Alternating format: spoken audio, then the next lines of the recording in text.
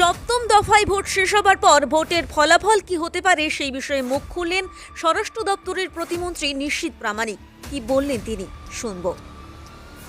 নিশ্চিতভাবে আমরা সারা বাংলা জুড়ে আমরা যেভাবে এবার মানুষের শুভকামনা পেয়েছি, যেভাবে স্বতঃস্ফূর্ত মানুষের আমরা রেসপন্স পেয়েছি, তাতে আমরা নিশ্চিত ছিলাম যে এই ফলই যে হবে সেটা আমরা আগে থেকেই প্রত্যাশা করেছিলাম।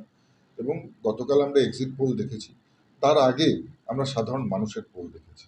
একেবারে বুথে বুথে প্রত্যন্ত গ্রাম থেকে শুরু করে শহর, শহর থেকে শুরু করে শহরতলি, প্রত্যেকটা জায়গায় গিয়ে মানুষের যে স্বতঃস্ফূর্ত তাদের যে অভিবাদন, তাদের যে রেসপন্স আমরা দেখেছি, নিশ্চিতভাবে এবারের ফল খুবই ভালো হতে চলেছে।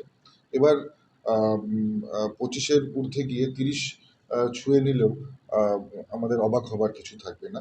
এবং শুধুমাত্র পশ্চিমবঙ্গে নয়, সারা ভারতবর্ষব্যাপী যে গেরুয়া ঝড় চলছে, সারা ভারতবর্ষব্যাপী যে মোদিজির লেহের চলছে, নিশ্চিতভাবে এই লেহের সুনামির আকারে পরিণত হয়েছে, সেটা আগামী 4 তারিখ ব্যালট বক্স খুললেই সেটা প্রমাণিত হবে, ফল প্রকাশ হলেই সেটা প্রমাণিত হবে। এবং মাননীয় মোদিজি যে আহ্বান করেছিলেন ভারতবর্ষের সাধারণ মানুষের উদ্দেশ্যে, যে আপকি বার 400 পার, এবং শক্ত মজবুত শক্তিশালী উন্নয়নশীল দেশ তৈরি করবার জন্য যে আহ্বান তিনি করেছিলেন ভারতীয় জনতা পার্টিকে ভোট দেওয়ার জন্য, সমর্থন করবার জন্য, তার আহ্বানে, মাননীয় প্রধানমন্ত্রীর আহ্বানে সাড়া দিয়ে সারা দেশের মানুষ কিন্তু দুহাত ভরে ভারতীয় জনতা পার্টিকে আশীর্বাদ করেছে। এটা আগামী 4 তারিখ ফল প্রকাশ হলেই আমরা বুঝতে পারব। তো উত্তরবঙ্গে ভালো ফল বিজেপির ছিল বরাবরই, তারপরে দেখা যাচ্ছে এবারও খুব ভালো একটা সম্ভাবনা রয়েছে বিজেপির। তার পেছনে কি সন্দেশখালী ইস্যু রয়েছে বা অন্য কোনো ইস্যু রয়েছে? দেখুন, কোনো ইস্যুকেই ছোট করে দেখবার নয়, সমস্ত ইস্যু রয়েছে। অ্যান্টি ইনকম্পেন্সি যেমন রয়েছে, তেমন বিভিন্ন জায়গায় তৃণমূল কংগ্রেসের যারা মন্ত্রী থেকে শুরু করে নেতা, যারা বিভিন্ন কেলেঙ্কারির সঙ্গে যুক্ত হয়ে কেউ বা জেলে রয়েছেন, কেউ বা জেলে যাবার জন্য এক পা বাড়িয়ে রয়েছে।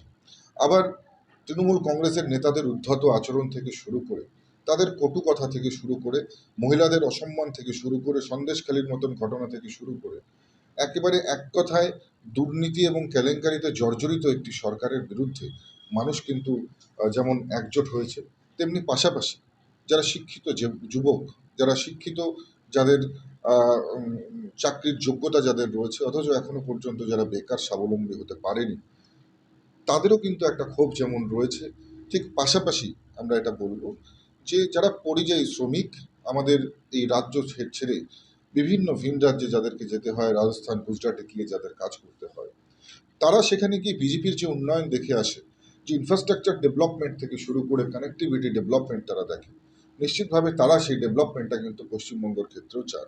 স্বাভাবিকভাবেই অনেক সমস্ত ইস্যু মিলিয়ে, এবং পাশাপাশি সবচাইতে বড় কথা যেটা, মাননীয় প্রধানমন্ত্রীর মতন একজন শক্তিশালী দেশ নেতা, একজন শক্তিশালী ভারত মায়ের সেবককে আবার তৃতীয়বারের জন্য প্রধানমন্ত্রী দেখতে চেয়ে কিন্তু ভারতবর্ষের মানুষ দুহাত ভরে মাননীয় প্রধানমন্ত্রীকে এবং ভারতীয় জনতা পার্টিকে আশীর্বাদ করেছে।